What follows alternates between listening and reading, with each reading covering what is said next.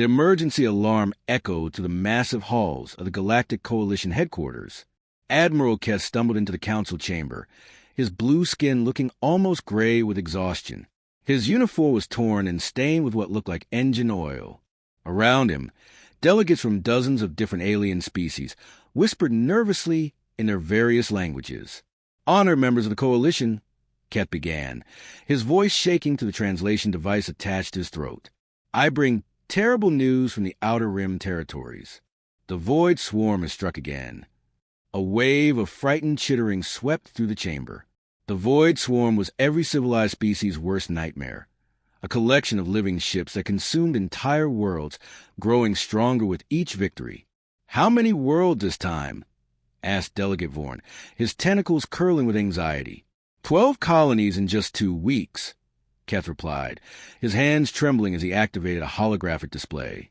The cities of New Zephyr, Crystal Falls, Haven Point, all gone, billions of lives consumed. The hologram showed the aftermath of a swarm attack. Where once proud cities had stood, only empty craters remained. The very ground looked diseased, covered in strange organic growths that pulsed with an unnatural light. "What happened to our defense fleets?" demanded another delegate. Keth's shoulders sagged. "Destroyed. Every single ship. The swarm, they learned from each battle. Our plasma cannons that worked so well in the first engagement, by the second battle, their bio-ships had grown armor that absorbed the energy completely. Our ion torpedoes, they developed some kind of organic shield that turned our own weapons against us." In the observation deck high above the main floor, Commander Rachel Thompson leaned forward in her seat. She was one of only 3 humans present at Coalition headquarters, and technically, Earth wasn't even supposed to be here. Their membership application had been sitting in bureaucratic limbo for over 2 years, while alien scientists debated whether humans could actually survive in space long-term. Rachel had been born on Mars during the early colony days, and had spent most of her 35 years traveling between worlds. The idea that aliens thought humans were too fragile for space travel almost made her laugh. "We've tried everything," Keth continued desperately. "Energy weapons, kinetic bombardments, even nuclear devices. Nothing works for more than one battle. They adapt too quickly. They're too smart, too flexible. Our fleets are no match for them. Then what do you suggest?" Vorn asked, though his tone suggested he already knew there was no good answer. Keth hesitated for a long moment, then activated another section of his display. Ancient text scrolled across the hologram, written in a language so old that the translation system struggled to interpret it. "There are legends in our oldest archives," he said quietly. "Stories about worlds so dangerous that any life evolving there would be different, stronger, more adaptable. The ancient scientists called them Class 12 Deathworlds." The chamber erupted in skeptical noises. Several delegates laughed outright. "Fairy tales," scoffed one delegate whose species looked like walking crystals. "No complex life could evolve on such a world. The conditions would be impossible. Gravity too strong, atmosphere too toxic, weather too violent," agreed another. "Even if primitive life somehow emerged, it would never achieve spaceflight. The energy requirements alone would be prohibitive." Rachel smiled grimly and activated her communication device. "Control, this is Thompson. I need an immediate secure channel to Admiral Hayes on Earth. Priority Alpha." While the aliens continued their debate, Rachel's message was already racing through subspace toward the small blue-green world that Coalition scientists had dismissed as uninhabitable when they first discovered it. A world where the gravity was so strong it would crush most alien visitors, where the atmosphere was a corrosive mix of gases that would burn alien lungs, where massive storms regularly devastated entire continents. A world that 7 billion humans call home. Back in the council chamber, Keth was pulling up long-range sensor data from various unexplored systems. "We've detected possible signs of spacefaring civilization from several Class 12 worlds. Energy signatures, organized electromagnetic emissions. If these legends are true, if there really are species that evolved in such harsh conditions, they would possess survival traits beyond our understanding," finished Vorn, his tentacles now completely still as the implications sank in. "Natural resistance to environmental hazards, enhanced physical capabilities, perhaps even different approaches to warfare. It's our only hope, Kes said simply. Our fleets cannot defeat the swarm using conventional tactics. We need allies who think differently, who fight differently. We need warriors from the shadows of impossible worlds. Unknown to the assembled delegates, one such warrior was already preparing humanity's response. Admiral Hayes had received Rachel's message and was convening Earth's emergency council. For the first time in galactic history, the children of a death world were about to step into the light. The galaxy's salvation was coming, and it wore the face of species everyone had assumed was too weak to survive. Captain James Mitchell adjusted his coffee cup as the UES Defiance drifted to the outer edge of the Kepler system. The human ship looked like a flying brick compared to the elegant alien vessel that had been following them for the past 3 hours. With a coalition scout ship gentle current curve and flowed like a work of art, the Defiance was all sharp angles and thick armor plating. "They're scanning us again, Captain," reported Lieutenant Mike Stevens from the tactical station. His voice carried a hint of amusement. "That's the 4th time in 20 minutes. "Let them look all they want," Mitchell replied, taking another sip of his coffee. The mug bore the faded logo of the Martian Mining Consortium, where he'd worked before joining Earth's Space Navy. "Dr. Foster, what are our alien friends saying now?" Dr. Emily Foster looked up from her translation computer, pushing a strand of auburn hair behind her ear. She'd been Earth's lead xenolinguist for the past 8 years, ever since humanity had started picking up alien radio signals. "It's fascinating, Captain. They keep using words that translate to impossible and nightmare spawn that shouldn't exist.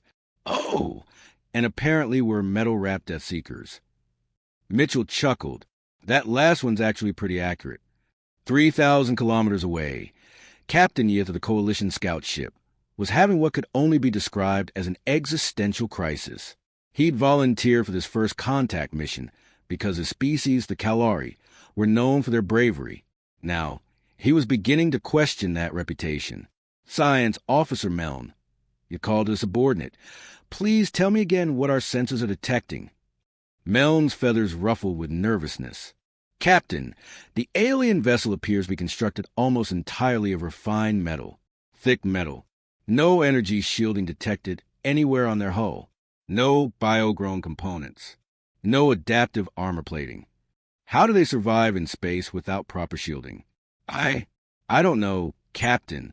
According to our physics, their ship should have been destroyed by micrometeorites years ago."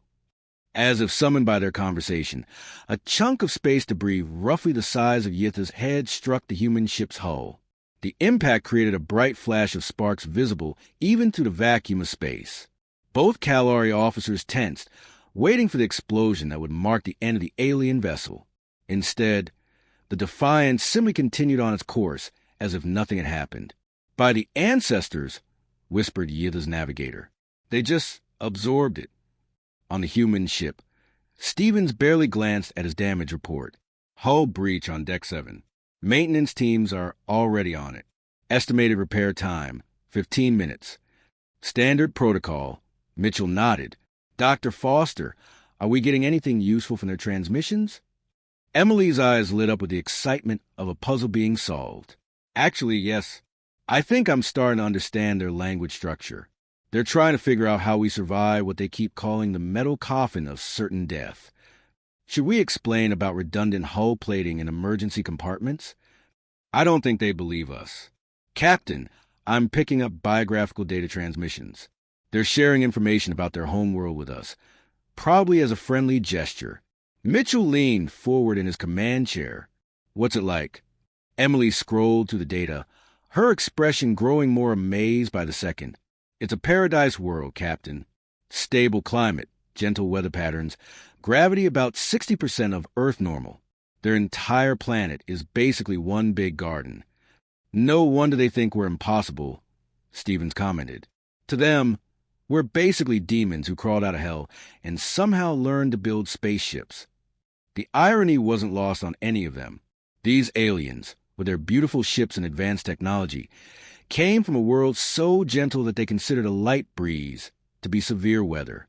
Meanwhile, humans had evolved on a planet where hurricanes were routine, Earthquakes reshape continents, and the weather could kill you in dozens of different ways. Captain Yith is requesting permission to dock, Emily reported. He wants to attempt direct communication. Mitchell considered this for a moment.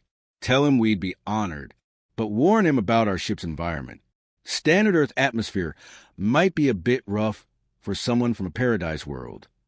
20 minutes later, Captain Yith stepped through the airlock, wearing what was clearly his species' most advanced environmental suit. The suit was a marvel of engineering, designed to protect him from what his people consider the ultimate hostile environment, the inside of a human spacecraft. He took one look around Defiance's utilitarian corridors, with their exposed pipes and flickering fluorescent lights, and his translation device began chattering rapidly.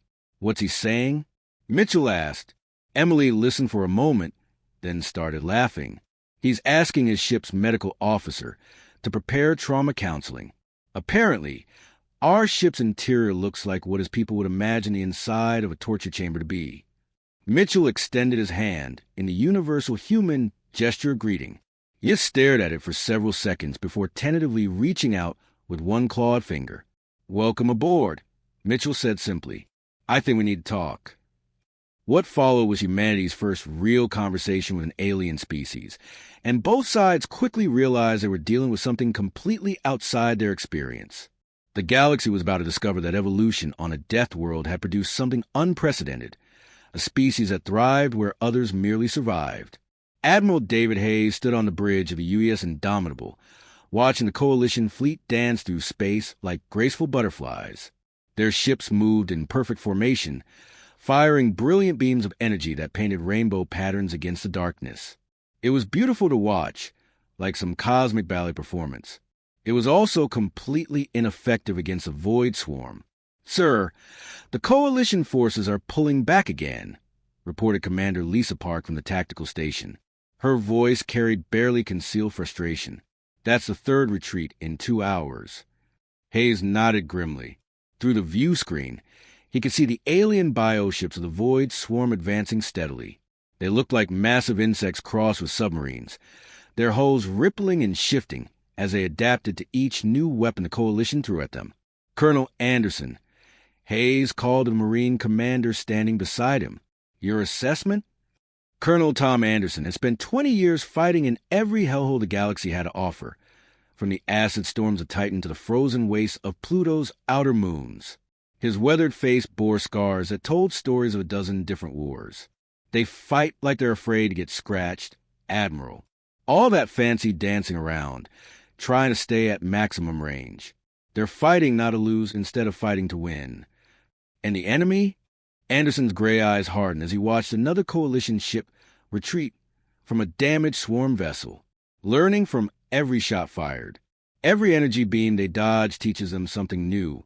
By the time the Coalition figures out one tactic, the swarm's already 3 steps ahead. Hayes had seen enough. He activated the fleet communication system, and his voice echoed through every human ship in the task force. "All vessels, this is Admiral Hayes. You've been watching our allies fight for the past 2 hours.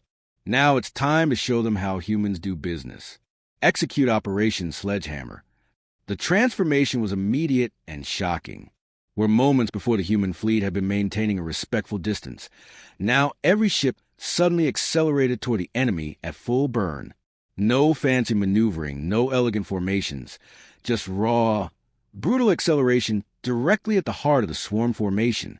On the Coalition command ship, Admiral Keth watched in horror as the primitive human vessels charged straight into what any sane commander would consider certain death. They're committing suicide, breathed his tactical officer. No shields, no evasive maneuvers. They're just ramming. Captain Ben Rodriguez was the first human to make contact. His destroyer Wolverine had been built in the shipyards of Luna, designed according to human engineering principles that prioritize survival over elegance. When the swarm bioship fired its adapted energy weapon, a beam that had been learning to counter Coalition defenses for months, the blast struck the Wolverine's armored prow and simply scattered. Hull temperature rising, but we're still green across the board. Rodriguez reported cheerfully over the comm his ship punched through the bioship's hull like an ancient battering ram.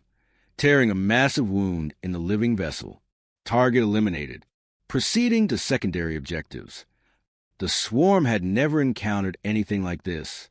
Their evolutionary adaptations were designed to counter sophisticated energy weapons and complex tactical maneuvers. They had no response to several thousand tons of reinforced steel traveling at significant fractions of light speed. Commander Janet Wright's cruiser Thunderbolt demonstrated the next phase of human tactics. Instead of precise energy beams favored by coalition forces, her ship opened up with what humans called the kitchen sink approach: kinetic rounds, explosive missiles, plasma bolts, and even old-fashioned projectile weapons, all fired simultaneously. The swarm bioship tried to adapt, growing armor against the kinetic rounds while developing energy absorption for the plasma. But as soon as it adapted to one threat, 3 others punched through its defenses. The creature's biological systems couldn't evolve fast enough to counter the chaotic barrage of different weapon types. "This is impossible," muttered the swarm bioship's consciousness before it died. No strategy, no elegance, no refinement, just overwhelming violence. Hayes watched his fleet tear through the swarm formation like sharks through a school of fish. Human ships that should have been destroyed were instead shrugging off damage that would cripple coalition vessels. The secret wasn't better technology, it was better expectations. "Sir," reported Park, "the swarm is trying to retreat. Their adaptation protocols appear to be failing." "Let them run," Hayes decided, "but make sure they remember this lesson." On the coalition flagship, Admiral Kess stared at his tactical display in stunned silence. In 30 minutes, the humans had accomplished what his forces had failed to do in 3 months of fighting. The swarm was retreating, their bioships trailing fluids and debris. "How?" he whispered to his aide. The younger officer checked his readings again, hardly believing the data. "Sir, I believe they built their ships expecting to be hit. Their hulls are designed to absorb punishment rather than avoid it. And their weapons. There's no coordination, no central strategy. Each ship is fighting independently, using completely different tactics." "Chaos," Keth murmured. "Yes, sir. And apparently, chaos is something the swarm cannot adapt to. For the first time since the war began, the galaxy had hope. The planet Terminus 7 looked like something from a nightmare. Massive storms raged across its surface, hurling rocks the size of cars through an atmosphere thick with poisonous gases. The gravity was nearly 3 times Earth normal, strong enough to crush most alien species flat. Lightning crackled constantly through the toxic clouds, and the ground itself seemed to ride with corruption where the void swarm had taken root. Major Jack Harrison stood in the drop pod bay of the UES Meteor, watching his Marines check their equipment one final time. Around him, 30 of Earth's finest soldiers prepared for what Coalition Command had classified as a suicide mission. 30 seconds a drop. Harrison called over the ship's comm system. Sergeant Lisa Parker adjusted her kinetic rifle and grinned at her squad mate. "Remember when we used to complain about training exercises on Venus?" Corporal Robert Hayes laughed as he secured his gear pack. "This place makes Venus look like a vacation resort. At least Venus doesn't have giant bug monsters trying to eat you." The Coalition observers watching from orbit had been horrified when they learned of humanity's plan. Every military doctrine in galactic history said that Terminus 7 was impossible to assault. The environment alone would kill any invasion force within minutes, long before they encountered the swarm defenders. What the aliens didn't understand was that humans had been training for exactly these conditions their entire lives. The drop pods launched from the meteor like bullets, screaming through Terminus VII's violent atmosphere. Inside each pod, human Marines endured gravitational forces that would liquefy most alien species. The pods weren't designed for gentle landings. They hit the surface like meteors, relying on human resilience to survive the impact. Harrison's pod slammed into the rocky ground with enough force to create a small crater. He kicked open the door and stepped out into hell itself. The air burned his exposed skin, and the gravity tried to drive him to his knees. But 20 years of military service on a dozen different worlds had prepared him for worse. "Sound off," he called his team. "Alpha Squad operational," reported Parker, her voice slightly strained but steady. "Air's thick enough to chew, but the filters are handling it. "Bravo, squad, ready for action," came Hayes' response. "Gravity's about what we expected. Feels like a heavy workout, nothing we can't handle." Around them, the landscape pulsed with swarm biostructures that had been growing for months. The alien creatures had perfectly adapted to Terminus VII's hostile environment, developing specialized organs to process the toxic atmosphere and reinforce exoskeletons to handle the crushing gravity. They had not adapted for humans. The first swarm drones emerged from their hive complex like living nightmares. Each one was the size of a small truck, with multiple limbs adapted for movement in the heavy gravity and chemical filters that allowed them to breathe the poisonous air. They moved with perfect coordination, their hive mind calculating the best approach to destroy these unexpected invaders. Parker's kinetic rifle spoke first, sending a burst of tungsten rounds through the lead drone's carapace. The creature tried to regenerate around the wounds, but the metal fragments continued tearing through its internal structure like tiny buzzsaws. "Interesting," Harrison observed, almost casually. "They can adapt to energy weapons by growing new armor or absorption organs. But simple kinetic energy? Newton's laws don't care about your biology." The swarm drones tried their standard adaptation protocols against coalition forces. They would analyze the weapon signatures and develop countermeasures within minutes. But there was nothing sophisticated to analyze here, just chunks of metal moving very fast. Hayes tossed a grenade into a cluster of approaching drones. The explosion was followed by a secondary blast as the creature's own biochemistry reacted violently with the human explosive compounds. "They can't figure us out," he reported with satisfaction. "We're too simple, too primitive. There's nothing complex for them to adapt to." Above them, the swarm orbital ships detected the intrusion and began deploying reinforcements. Thousands of drones poured from biopods, all perfectly evolved for combat on Terminus 7.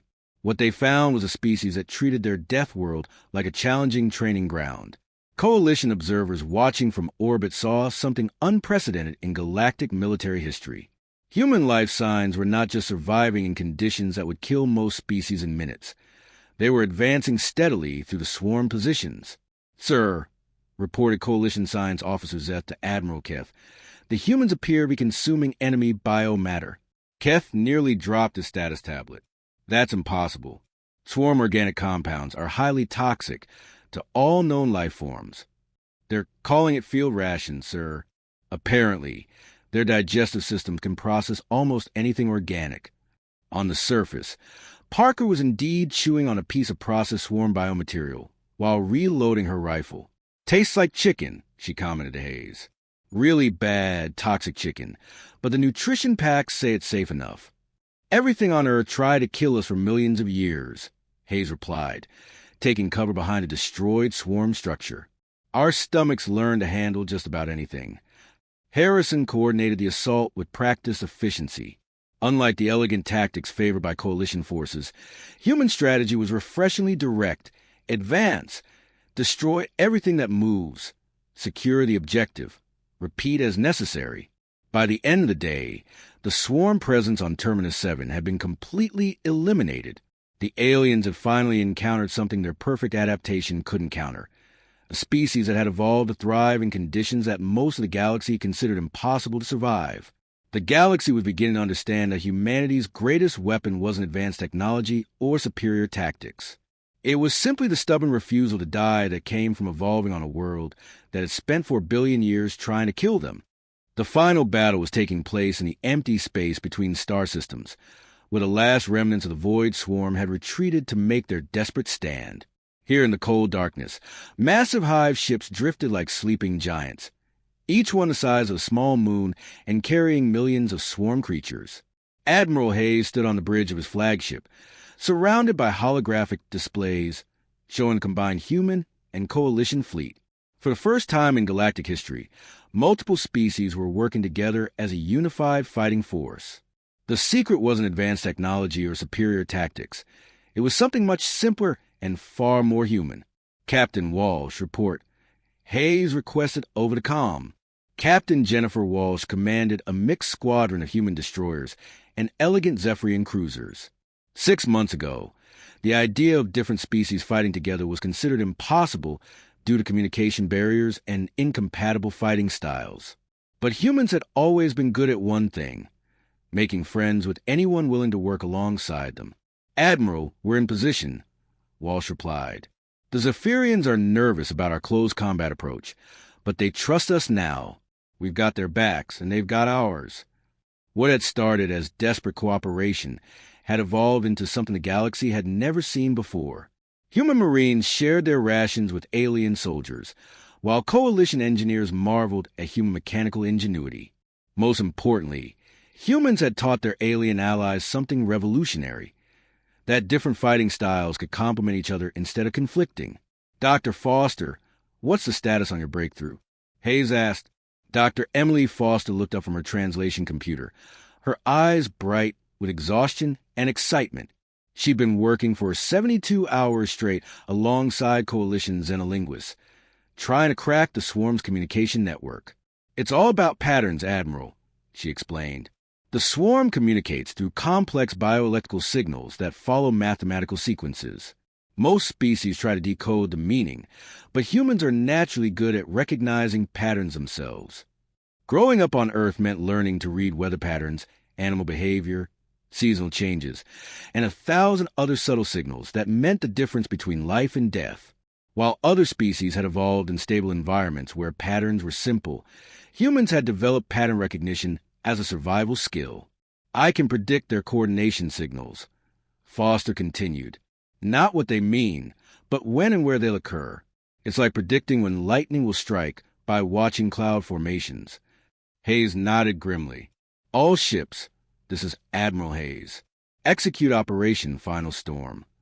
The assault began with human ships doing what they did best, charging straight into impossible odds. But this time, they weren't alone. Zephyrian cruisers provided covering fire with their precision energy weapons, while human destroyers absorbed the swarm's counterattacks. Each species did what it was best at, creating a combined force more powerful than the sum of its parts.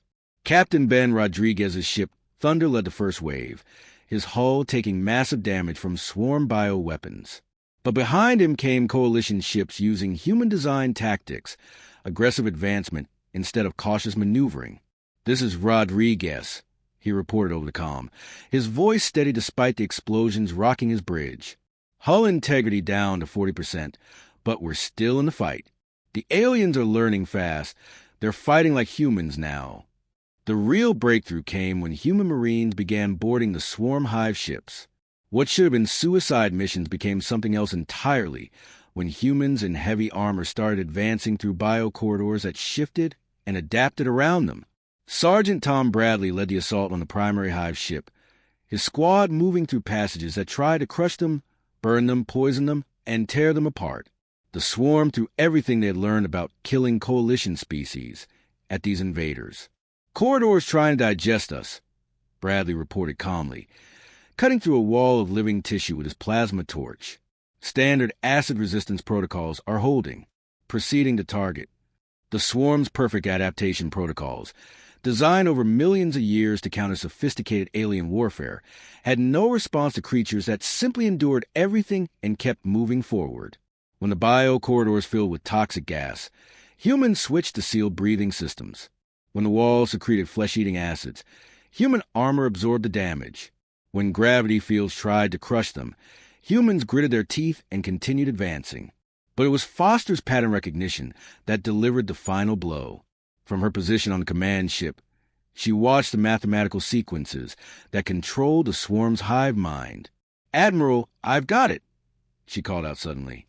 "The coordination signal is building toward a massive pulse.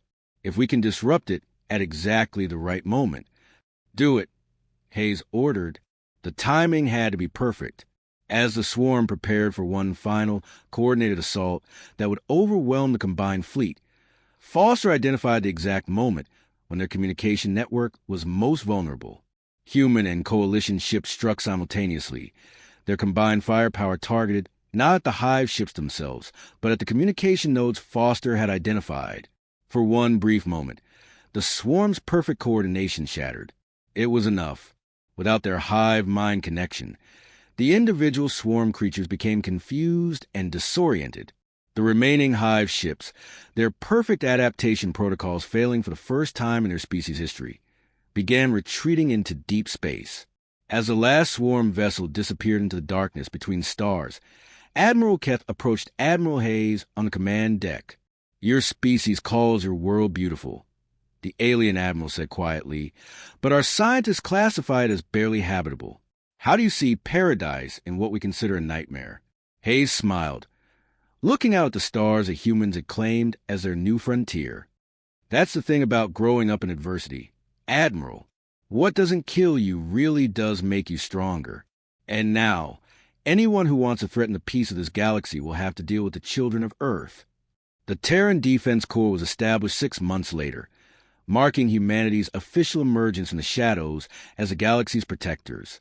They had come from a world of storms and struggle, and they brought with them something the universe had never seen before. The unbreakable will protect those who couldn't protect themselves. The galaxy was no longer alone in the darkness.